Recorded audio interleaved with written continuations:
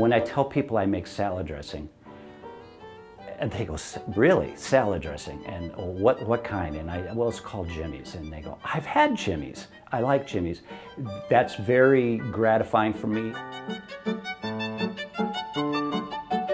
I'm Tom Slyden with Jimmy's Salad Dressings. My dad actually grew up in Stewartville and spent his whole life here. My mom came as a young adult and actually worked for her aunt, who at that time was the owner of the Fish House restaurant. And my dad was a butcher and opened up one of the first drive-ins back in the late 50s, and it was called Jim's Drive-In. It was a very small, I think he told me it was a 12 by 12 building. So that's really how he got started working on recipes of his own and discovered that he had a flair for it. When he sold the drive-in and was approached about buying the Fish House and decided that that was the direction they wanted to go, he became more and more creative in the kitchen and found that he was good at it. And so he started tinkering around with recipes for salad dressings and different sauces and batters. The first salad dressing that he came up with on his own was a Thousand Island dressing, which everybody knows Thousand Island dressing, but he put his spin on it. Kind of funny when he tells me his story. It was a late night and had a couple of his buddies over, and they were sitting around probably having some adult beverages. And once they came up with this recipe, he was just experimenting, and our day cook, who he greatly appreciated, her name was Cora Kidd, and she was wonderful. Everything that Cora made was outstanding.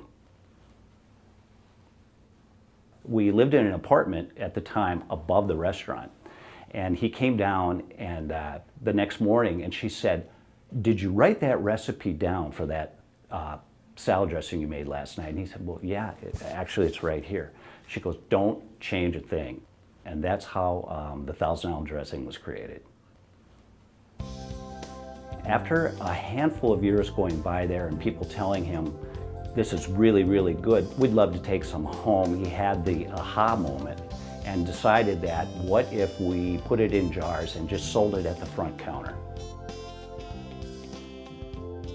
Based on the success of the Thousand Island, he started to graduate a little more and tinker some more.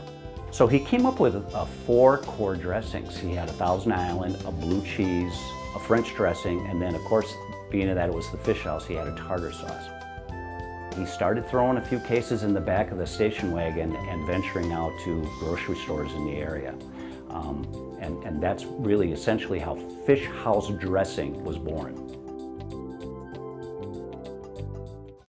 In the late 80s, early 90s, at the time I was running a tavern, and I always knew, had been told by people since I was a young child really, that I was always proud of my dad's salad dressings, and people were always telling me how good they were. So I started asking questions, going out and talking to grocery stores, to the produce guys, and saying, what direction do you feel the market is going? What does the consumer want? And so we came back, and at this point, my dad was still running the kitchen at the Fish House, and I would say to him, what if we tried a dill dip? What if we tried a coleslaw dressing? What if we tried this? He would shake his head, and it would be resistance on his part. 2 weeks later, he would come up and put something down and say, "What do you think of this?" And 9 times out of 10, I would try it, and I'd go, "Did you write it down?" With that core of 4, it wasn't long, and up till today, that we have over 20 different varieties. My dad is 86 years old and still is out here almost every day at 6 a.m. My oldest son is just graduating from college in the near future, and he has expressed an interest to me about the family business.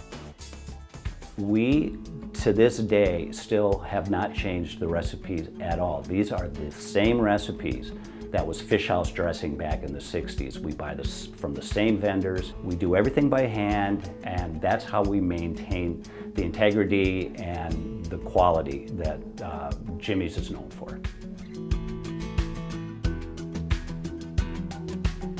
The common question I get from people, is, I looked for your salad dressing, I couldn't find it. And I go, that's because you were looking for it next to the Kraft and the Paul Newman and the 7 C's and the grocery aisle. Yeah.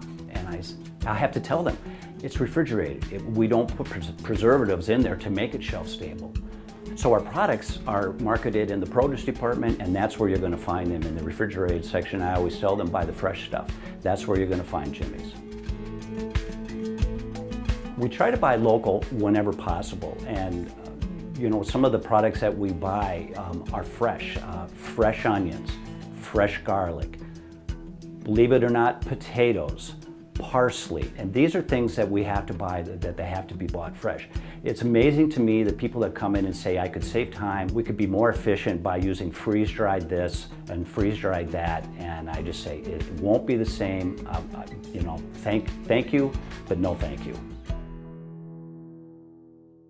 The next things down the road for Jimmy's is we want to be able to offer healthier products. And not that our products aren't healthy in moderation, but we're looking at the younger demographic. With 2 young adult sons now, I'm becoming more and more aware of what younger people want. So we're looking at that with a lot of excitement.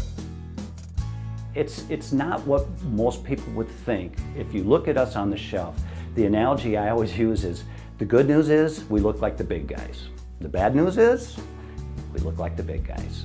So our packaging doesn't necessarily tell the story of who we are. This is a small Minnesota family-run company, and it's like a family here. The crew that bottles and works here in production every day is a team of 12 people. We make one product each day by the same people.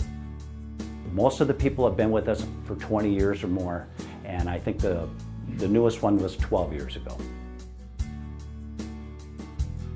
We really started out with a nucleus of 3 or 4 people, and we've grown to 18 people now. We had a series of ads that we used to run, TV commercials years ago, with 2 elderly grandmas, and they would hand label the jars. And people would say, where did you find those actresses? And I'd say, that's the real deal. You could stop by any time.